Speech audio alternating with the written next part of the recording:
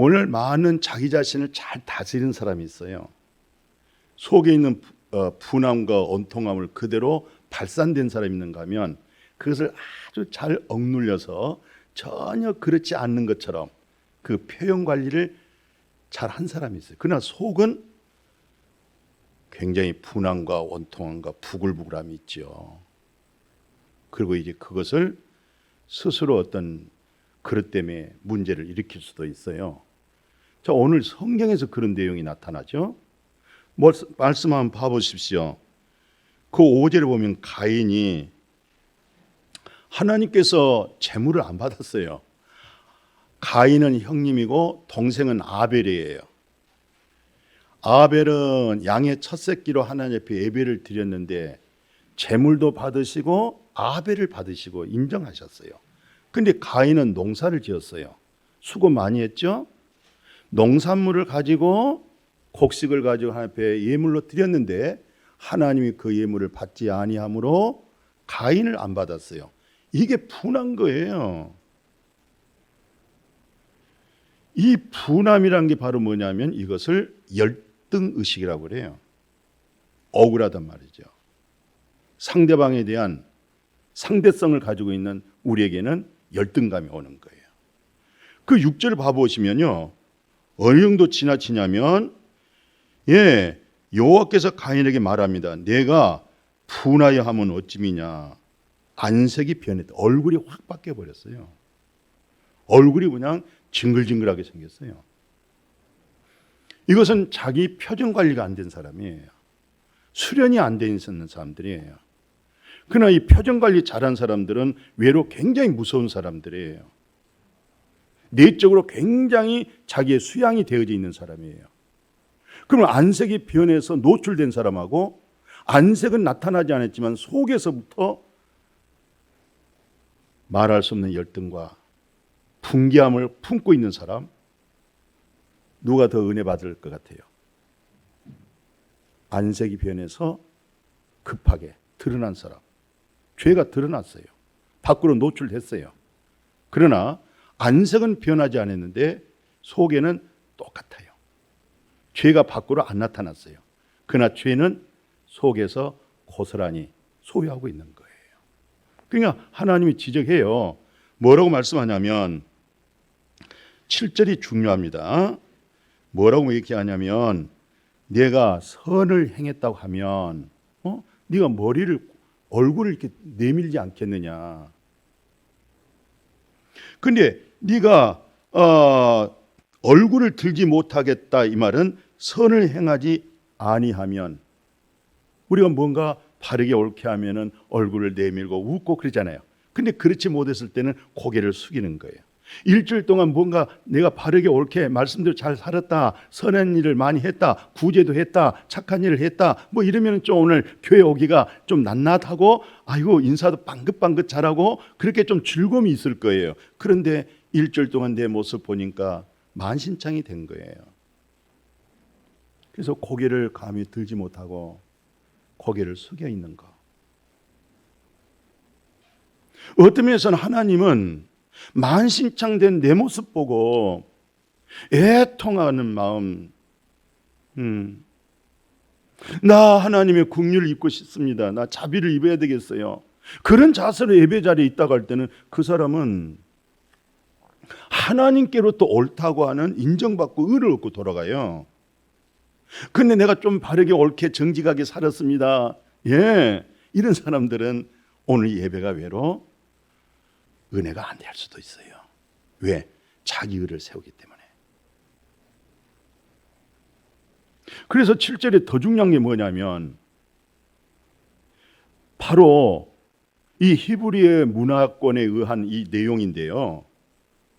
하반절에 뭐라고 되어 있어요? 죄가 문에 엎드려 있다.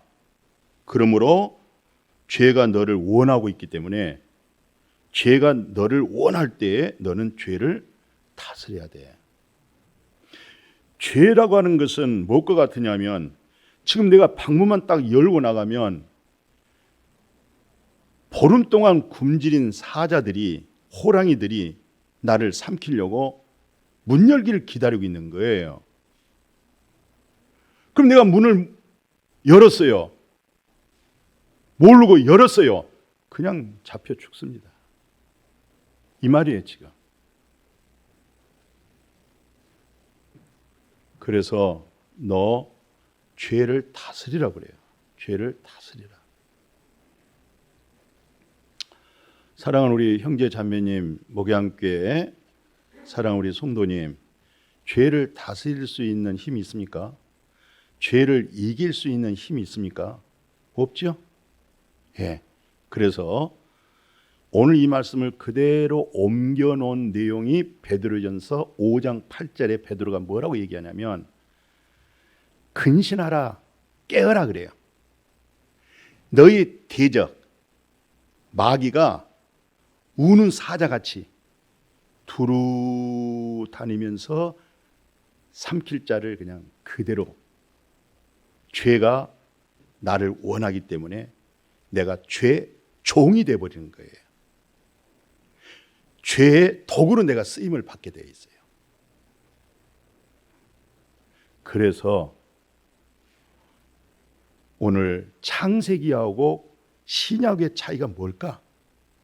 예수님의 공생의 복음 사역과 그리고 성령이 와서 이런 문제를 어떻게 해결하고 우리에게 풀어주고 있느냐, 이 부분을 좀 잘 알았으면 좋겠어요. 오늘 7절 내용 한번 봐보십시오. 죄라고 하는 문제가 3번을 다뤄지고 창세로부터 4장이 와서 죄라고 하는 글자가 처음 등장이 돼요. 이 죄가. 이전에는 죄라고 하는 단어가 없어요. 여기서 죄가, 그것도 한 절 속에 3번을 반복해요. 첫째는 죄가 뭘 하고 있어요? 문에 엎드려져 있다. 두 번째, 죄가 너를 원하고 있다. 세 번째, 너는 죄를 다스려. 이 죄가 어떤 죄냐면 먹음직, 보함직, 탐욕과 욕심, 이기적인 거예요. 예. 너는 네 마음에 나타나는 탐심이 있지, 욕심이 있지. 너 그거 다스려야 돼. 너 네 마음에서 나타나는 그 욕구의 욕심과 탐심, 그건 너의 절대적 이기적인, 그게 너의 정직성이라고 하는데 그게 바로 무서운 거야. 너는 아직 그걸 못 보고 있어.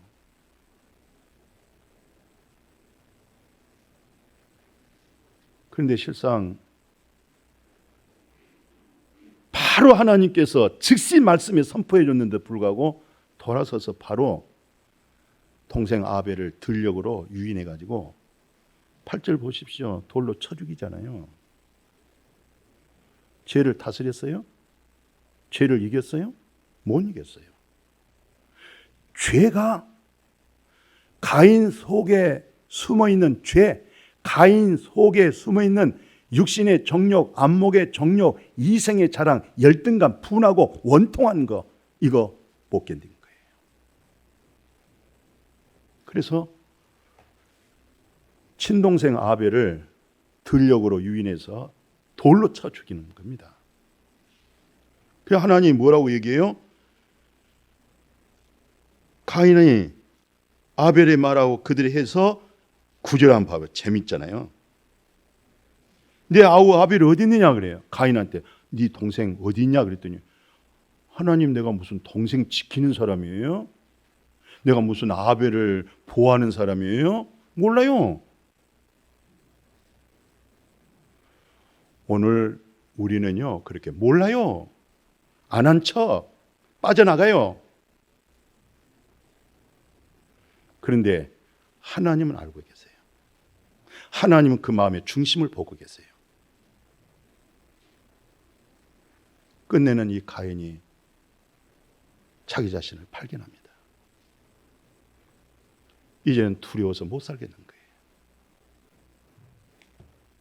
그때 하나님께서 자기를 발견하고 호소한 가인의 소리를 듣고 앞으로 가인을 죽이는 자는 7배 벌을 받고, 그리고 가인에게 놀라운 소식을 주세요. 표를 줍니다. 이 표를 가지면 어느 누구도 가인을 정죄하거나 심판하거나 죽일 수가 없는 거예요. 왜? 하나님께로부터 표를 받아버렸어요. 이걸 복음의 시작, 가인이 받은 표, 가인이 하나님께로부터 면죄부를 받았잖아요.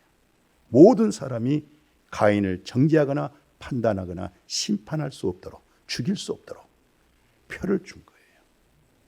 이걸 복음이라고 그러는 거예요. 가인의 입장에서는 복음이죠. 엄청난 복음입니다. 막 기뻐 뛰며 즐거워할 수 있는 복음이죠. 이런 두려움에 사로잡혀 있고 이런 송사 속에 견딜 수 없는 이 문제를 하나님께서 해결해 주셨잖아요. 마가복음 1장 1절이 그래요. 하나님의 아들 예수 그리스도의 복음의 시작이야. 하나님의 아들 예수 그리스도로 하여금 복음의 시작. 복음은 기쁨의 소식. 어떤 기쁨의 소식? 나는 이제 두려워서 동네방네 나갈 수도 없고 세상에 나갈 수가 없습니다. 두려워서 못 견디겠습니다. 표를 줄 때 그걸 복음이라고 그러는 거예요. 복음이란 뜻이 하나님으로 하여금 지상에서 최상의 내가 좋은 소식, 완전 죽음에서 영원한 생명으로 옮겨져 버리는, 마음에서 확증으로 드러나 버리는 그것을 복음이라고 그래요. 그 복음 어떻게 경험하셨어요? 그 복음 맛 좀 보셨어요?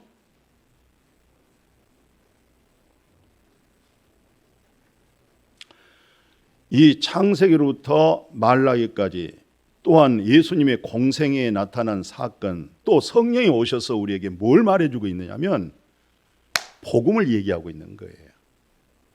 복음의 시작이 바로 예수 그리스도.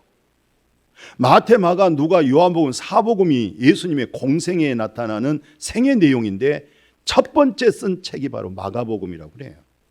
그게 마가복음 1장에서 16장밖에 없어요. 마가복음은 컨닝한 게 없어요. 마태는 마가에서 조금, 누가는 마가에서, 요한은 마가에서, 그러니까 어떤 면에서 마가가 원조예요. 그게 말이 너무 순수해요. 마침 들녘에 있는 들풀들을 사람이 밟아보지도 않고 속아 들어가지도 않는 그냥 풀이 엉성한 그런 모습, 그게 마가복음이에요. 그런데 시작이 뭐냐면 하나님의 아들 예수 그리스도의 복음의 시작이라고 말씀하고 있고, 마태는 유대인으로서 어떻게 하면 유대인들에게 하나님 아들 예수 그리스도의 복음을 접할 수 있을까 해서 그들의 자존심을 건들지 않고 그들의 자존심을 살려내는 것이 첫 단추가 바로 아브라함을 등장시켜 준 거예요. 예.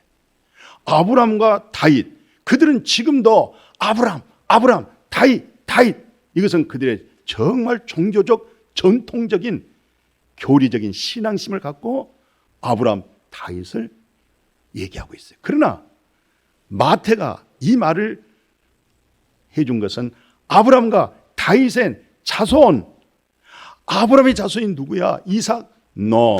예표야. 예수 그리스도야. 다윗이 왕이지. 다윗은 왕이지만 진정한 왕의 보좌는 예수 그리스도야. 그것을 설명했던 거예요. 그런데 눈이 가려져 있는 그들은 그걸 못 보고 있어요. 아브라함의 자손 예수 그리스도의 족보, 예수 그리스도의 세계라는 거예요. 곧 창세로부터 모든 말씀은 예수 그리스도의 세계로 펼쳐져 있다 이 말이에요. 지금 이 얘기한 거예요. 자, 오늘은 복음의 시작, 그것은 가인이 두렵고 무섭고 이 상황의 마음에 이 애통함을 하나님께서 면죄부, 완전한 온전한 구원의 표를 던져주는가. 마침 사도 바울이 그렇게 정직하고 바르게 옳게 살았다고 하는 율법주의자, 율법의 의로는 흠없을 정도로 신앙심은 바리새인이었지만은 그리스도를 만나고 났더니 자기 속에 얼마나 많은 열등심이 있었고, 얼마나 자기 속에 분함들이 있었고, 자기 속에 죄가 있었다는 사실을 늦게 깨닫고 나서 오라 나는 공고하도다. 나 이 죽을 몸에서 누가 나 건져줄까? 아무리 서양 철학, 동양 철학, 인간적인 모든 것을 다 동원해 봤어도 길이 없는 거예요. 자존심 강한 바울이 끝내는 예수 그리스도로 말미암아 하나님 감사합니다. 육신의 근본은 죄법이 생기는구만요. 이게 안 되구만요. 그런데 내 마음의 중심 심령 속에서 하나님 사랑해요, 신뢰해요, 어떠면 좋아요. 그래서 로마서 8장 1절에 네가 예수 그리스도 안으로 네가 들어왔구나. 이제 겸손하게 네 의는 다 버리고 이제는 하나님의 뜻을 네가 받아들이기로 예수 그리스도 안에 들어왔기 때문에 너는 죄 정함이 없는 거야. 그 증거가 로마서 8장 2절에서 생명 주는 성령이라고 하는 법이, 죄값은 사망인데 죄와 사망의 법에서 그것을 해방시켜버리는 거야. 추방시켜버리는 거야. 무엇이요? 생명의 성령이라고 하는 법이 추방시켜버리는 거야. 할렐루야. 오늘 그리스도 안에 우리 믿음 되어지기를 축복해요. 그래서 죄 정함이 없는 가인이 받은 표를 받는 거예요. 이런 증거가 진리의 성령이 우리 마음에서 확증을 주기 시작한 거예요. 증거를 받는 거예요. 이걸 일컬어서 계시된 믿음이라고 그래요.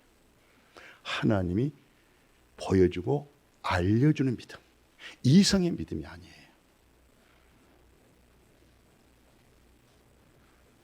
다윗은 전쟁 중에 베들레헴 지역을 뺏겼잖아요. 블레셋이 그 지역을 점령하고 있어요. 그런데 다윗이 베들레헴 근처에 있는 우물물을 먹고 싶어 죽겠는 거예요. 그래서 그 군사들에게 명령했어요. 사무엘하 보니까 그때 그 중에서 3명 군사가 딱 나타나는데 다윗 왕의 명령을 받고 지금 블레셋 군인들이 진치고 있잖아요. 지금 그 장막을 뚫고 들어가 가지고 진짜 베들레헴의 근처에 있는 우물, 샘물을 가지고 퍼가지고 들어왔던 거예요. 다윗이 그 물을 마시려고 하다가 옛 사람의 내 욕구가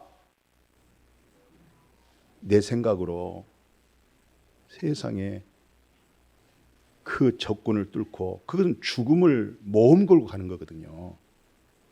그 물을 못 마시는 거예요. 이건 피라는 거예요. 피. 성경에 보니까 그게 하반절에 되어 있어요. 그리고 하나님께 쏟아버립니다. 하나님, 오늘 우리가 옛 자아가 잘 처리가 안 되면 그 욕구로 인해서 발동이 걸리잖아요. 그리고 뭐예요? 내가 잘못했구나. 돌이키죠. 제가 10대에 아주 10대 후반에 예수를 믿고 그 이전에 시골에 있으면서 은근히 다들 담배를 피우는 거예요. 은근히 그 호기심이 생기더만. 그리고 이제 그 별로 나이도 안 먹는 애들인데 담배를 딱 쭉 빨아가지고는 이게 구멍이 뻥뻥 나가는 거. 이게 이거 무슨 예술이야? 제가 아리랑 한 갑을 샀습니다. 아리랑 한 갑 사가지고 한계피를 피는데 얼마나 어지러운지. 예수 안 믿을 때예요. 또 담배 피면 나쁜 사람으로 생각이 된 거예요. 내 생각에 20개에서 한 개 피고 19개 쓰레기통에다 버렸네. 아깝더만요. 그걸 결단했어. 나중에 또 진달래를 또 샀어. 진달래 아세요? 그것도 한 개 피고 또 나머지를 또 쓰레기통에 버렸어. 이 마음의 어떤 이 욕구 있죠. 우리 속에 있는 죄성, 그 욕구가 살아난단 말이죠. 그래도 그거 잘 해결했고, 군대 가면은 거기다 99%가 담배를 피울 수밖에 없는 그렇게 분위기가 돼요. 아니 매일 10가치를 줘요. 그냥 매일 공짜로. 그리고 그렇지 않는 사람들은 사탕을 줘요. 근데 거기다 사탕 안 먹고 구름과자 먹습니다. 참 하나님 은혜로 저는 사탕을 먹었어요. 뭐 그것이 죄고 또 구름과자 안 먹었다고 해서 의인이고 진실하고 착하고 no. 술을 먹었다고 해서 악하고 술을 안 먹었다고 해서 정직하고 바르게 신앙생활 잘한다. no. 처음에 율법 아래에 있을 때는 그렇게 생각할 수도 있지만 믿음의 깊이 들어보면 그런 것으로 인해 가지고 하나님 나라 들어가고 못 들어가고 그건 초보적인 단계가 되겠죠. 그래서 다윗이 고민을 한 거예요. 어떻게 하면 죄를 다스릴까? 그래서 구약의 복음은 뭐냐였느냐? 그게 이제 시편 1편에서 시작하는 거예요. 시편이 15편, 150편까지 있어요. 근데 첫 장에서 첫 절에서 뭐냐면 복 있는 사람, 복 이렇게 우리가 새해 맞이하면 복 받으세요, 복 받으세요, 복 받으세요. 근데 그 복 이렇게 얘기하면은 아이고 올해 취업 잘 되겠다. 올해 또 보너스 올라가나 보다. 올해 어디 진급되나 보다. 올해 우리 자녀가 결혼하나 보다. 전부 다 복 하면은 땅의 것으로 생각하는 사람이 많습니다. 땅의 복의 개념을 들어오는 거예요. 이제 이러지 마시고 우리 그리스도인들은 복 받으세요 할 때는 하늘문이 열리고 신령한 복이 쏟아져서 마음이 부유해지고 거기서 얻어진 지혜와 명철로 세상을 살아갈 수 있는 그 복 이루어지기를 축복합니다.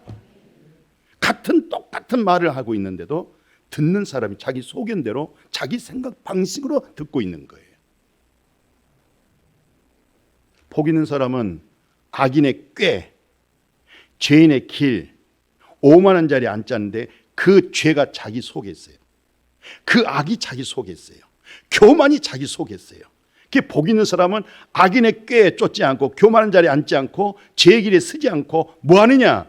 당신 참 복 있는데 여호와 하나님의 말씀을 주야로 묵상을 하는데 그 말씀에서 마침 시냇가에 심은 나무처럼 계절을 쫓아 열매가 맺고 잎이 푸르다. 말씀이 우러나와서 말씀으로 하여금 악을 다스리고 죄의 길에 서지 않고 교만한 자리에 앉지 않고 말씀의 능력, 이것이 구약에서 나타나는 가인에게 던져준 표가 말씀에서 하나님의 진리에서 그것을 다스리고 이겼다고 하는 그런 말씀이 되겠죠. 이것을 예수님이 어떻게 풀고 있느냐면, 자, 예수님의 공생애와 예수님의 생애 속에 나타난 복음의 시작과 이것을 성령받은 베드로가, 성령받은 바울이 어떻게 해석하고 있느냐, 우리는 여기까지 또 추적해 봐야 되겠어요. 우리 목양교 성도님들의 신앙을 잘 생각해 보십시오. 어떤 문제를 던져서, 아픔을 던져서 그것을 신앙심으로 여러분들의 마음을, 혼을 건드려서, 감정을 건드려서 울적하게 만들고 슬퍼하게 만들고 애통하게, 그것을 은혜 받았다 하고 떠나버린다고 하면 그건 평생 종교의 그물망에 걸려버린 겁니다. 신앙심의 그물망에 걸려든 거예요. 우리 성도님들은 목사님이 정확하게 문제를 제기했는데 성경에서 이렇게 답을 풀어줬구나. 그럼 이게 답이니까 문제를 보고 답을 옮겨 쓰면 되는 거예요. 그러면 우리 성도님들이 할 수 있는 길은 딱 모름지기 하나야. 뭐예요? 내가 답을 줄 때 우리 성도님들 마음판에다가 새기면 되는 거예요. 마음에다 두면 되는 거예요. 그런데 마음에 두지 않고 그 어떤 인간의 신앙심과 종교심을 가지고 어떤 혼적인 이성적인 그 부분을, 감정을 건드려 가지고 그런 쪽으로 발전시켜 나가 버리면 그거 참 그 병 고치기 어렵습니다. 또 저는 수단 그런 신앙생활 하고 빠져나온 사람이잖아요. 그러니까 제가 말씀드릴 때는 야, 귀하다 이거. 이렇게 목사님 이런 문제들이 지금 많이 나타났는데 성경에서 답이 예수님으로 하여금 이렇게 이루셨을 뿐만 아니라 성령의 진리가 이렇게 답을 주고 있구나. 그럼 이건 내가 받으면 되겠구나. 믿으면 들으면 그리스도의 말씀에서 되는구나. 할렐루야. 고생스럽고 어렵게 힘들게 믿음 생활하려고 하지 마시고 말씀을 마음에 받아서 그것이 믿음으로 합이 되고 표현되어지기를, 간증되어지기를 축복합니다. 그래서 성경 한번 봐보시오. 신약으로 넘어왔어요. 뭐라고 얘기하냐면 그 로마서 4장 3절 아시죠? 25절 아시죠? 성경이 뭘 얘기하고 있느냐 그러면 성경이 뭘 얘기하고 있는 거야? 성경은 많은 얘기를 할 수가 있어요. 어떤 사람은 철학자는 철학적인 말을 하고 신학자는 신학적인 얘기를 해버리고 종교인은 이 말씀 가지고 종교를 말하고 불교인들은 이 말씀을 가지고 불교 쪽에 맞춰 나가버리고 다 각자 소견에 있는 것으로 성경을 그렇게 해석할 수가 있어요. 그러나 복음을 체험한 사람들은 모든 성경을 가지고 복음으로 풀고 예수를 만난 사람은 모든 성경 가지고 예수를 풀어내고 생명으로 거듭난 사람들은 모든 성경 가지고 생명의 능력으로 선포해 줄 때 그 은혜 그대로 받아지기를 축복합니다. 축복합니다. 성경이 뭘 말하느냐 그래요. 로마서 4장 3절에 아브라함이 여호와를 믿은즉 그 믿음 자체를 하나님이 옳다고 여겨준 거야. 네 은혜 이제 끝났어. 하나님이 옳다고 하는 것으로 세워지는 거야. 그게 가인이 받은 표야. 그래서 로마서 4장 25절에 예수는 너의 하나님의 의에 이르지 못한 죄로 인해서 죽어서 죄값은 사망이야. 주님이 죄 삭스로 죽음으로 네 죄가 끝난 거야. 그리고 끝났다는 증표가 뭔데? 예수님이 다시 살아났어. 그 자체가 의로움이야. 그게 가인이 받은 표라는 거예요. 할렐루야. 이것을 그러면 예수님이 공생애 때 우리는 너무 많이 들어서 잘 알고 있어요. 마태복음 3장 15, 16절에 무슨 내용이에요? 예수님이 세례를 받는 거예요. 세례 받는 것은 죄인들이 이 세례를 통해서 죄를 씻는 거예요 지금. 그럼 예수님은 전혀 죄 없습니다 진짜로. 예수님이 세례 받았다 이 말은 모든 율법과 선지자 모세의 글을 시편의 말씀까지 하나님의 말씀은 옳다 맞는 거야. 사람이 타락해서 그 말씀이 이루지 못한 것이지 하나님 말씀은 절대적으로 옳은 거야. 네 의를 내려놔. 하나님의 의로움을 세워야 돼. 네 뜻을 펼치지 마. 하나님의 뜻을 따라 이 말이거든요.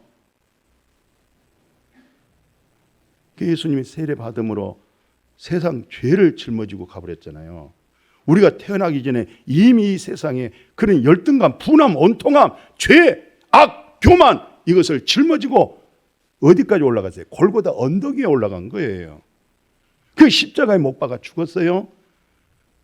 그것이 곧 내 속에 있는 악, 내 속에 있는 죄, 내 속에 있는 교만이, 내 속에 있는 열등감이 십자가에 처리해버리는 거예요. 할렐루야. 그렇게 알아지고 그렇게 믿어질 수 있기를 축복합니다. 그래서 이것을 뭐라고 얘기합니까? 사도 바울이 어떻게 성경의 문제점을 어떻게 풀고 있느냐? 로마서 6장 4절 보십시오. 세례 받았죠 전부. 세례 안 받으신 분 있어요? 세례 받았다 이 말은 예수님이 세례 요한에게 물 세례 받을 때 같이 연합해서 같이 정과 욕심이 십자가에 못 박아 죽어버리는 거예요. 세례를 받음으로 장사돼 버렸어요. 그리고 이제 하나님의 그 아버지 영광으로 말미암아 그리스도를 죽은 자 가운데 살리신 것 같이 지금 여러분과 저는 새 생명 가운데 지금 살고 있는 거예요. 육신이라는 것을 비오스 생명이라고 그래요. 빵으로 떡으로 공기로 음식으로 사는 거잖아요. 그러나 예수 그리스도가 죽은 자 가운데 살아난 그 생명 자체는 영생으로 사는 거예요. 새 생명으로 사는 거예요. 아멘. 그래서 로마서 3장 23절 얘기한 거예요.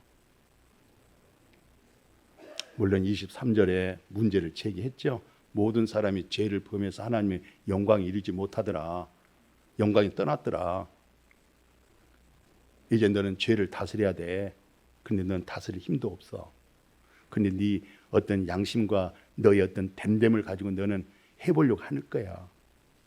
하나님도 예수 잘 믿어가면서 할 거야. 24절 보세요.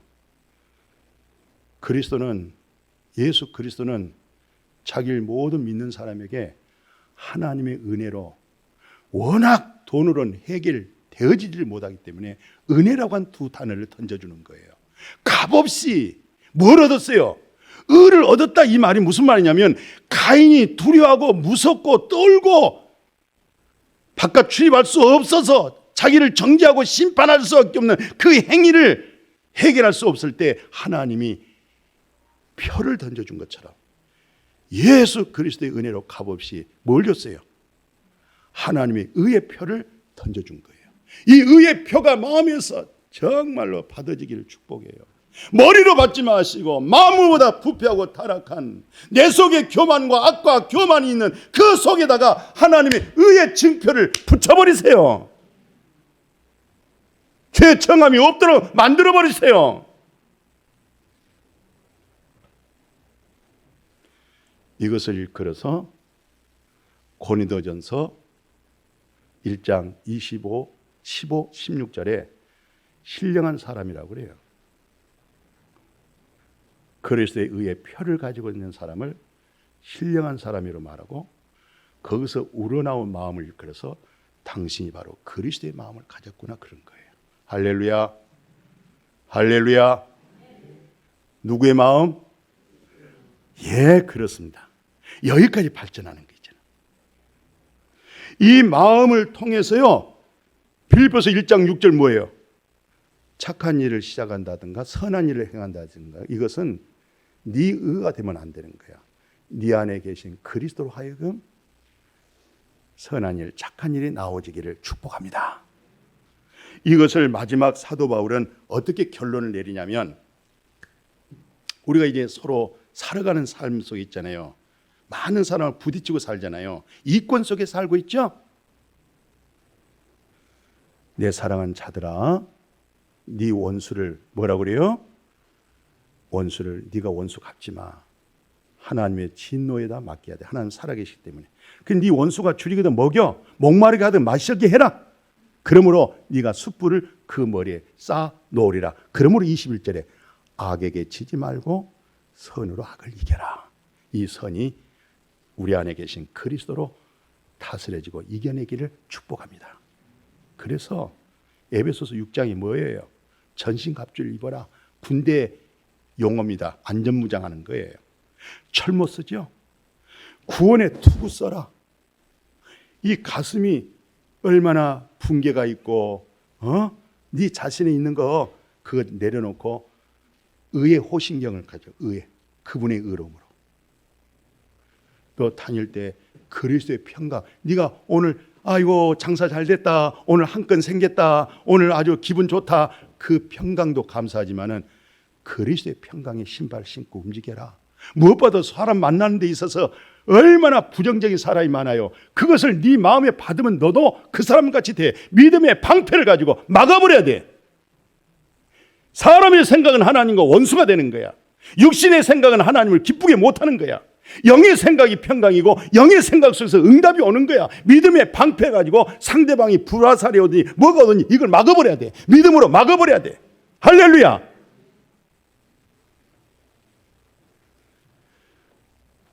우리가 살 때 답답하죠. 그래서 마지막 하반절이 그래요. 성령으로 무식 가운데 그냥 기도해라. 그럴 때 놀라운 복이 임하고요.